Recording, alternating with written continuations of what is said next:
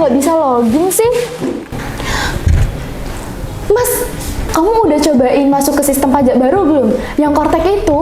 Belum, katanya ribet. Tapi kalau dari tampilannya, kayaknya keren deh. Tampilannya nggak separah itu.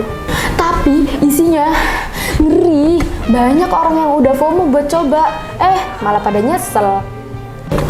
Memang buat apa sih itu, Yus?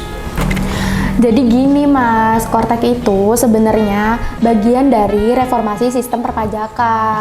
Ya intinya tuh semua proses pajak masuk disatukan di satu sistem digital, biar gak tercecer kayak dulu.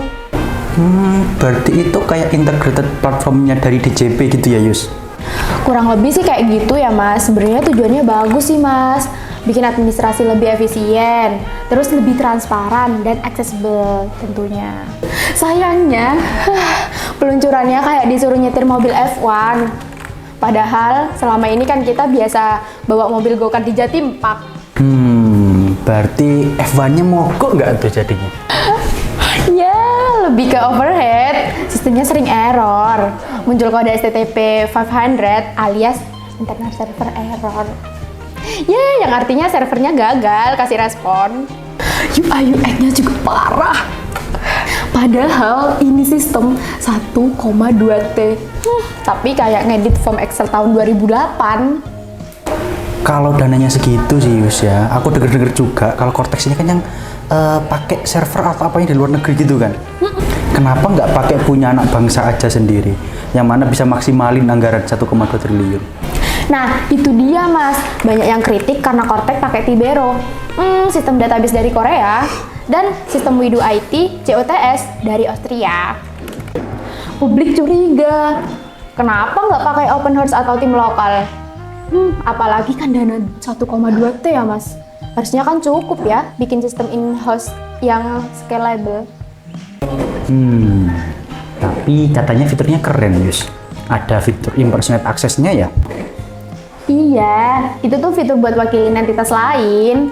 Ya misalnya konsultan pajak bisa login sebagai klien gitu. Tapi banyak yang bingung cara pakainya. UI-nya nggak intuitif. Ya gara-gara ini KPP jadi rame. Ya orang bingung ngisi, gagal submit.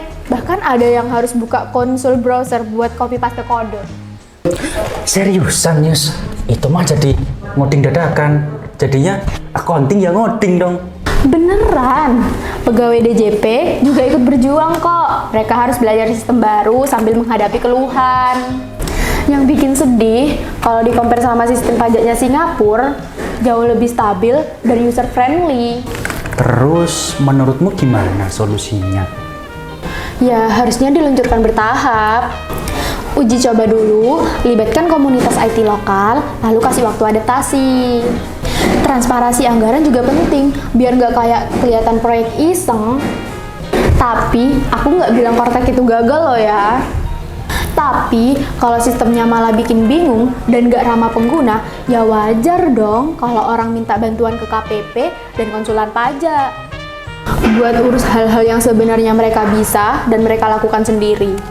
Padahal justru sistem digital itu harusnya bikin kita lebih mandiri, ya kan?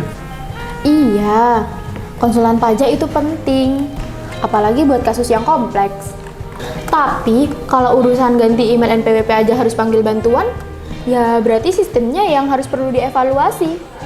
Intinya jangan cuma keren di niat aja, tapi malah amburadul dieksekusi, gitu ya? Exactly, Kortek itu ibarat HP flagship. Ya, spek tinggi, tapi kalau udah nge-lag parah, sama aja bikin nyebelin.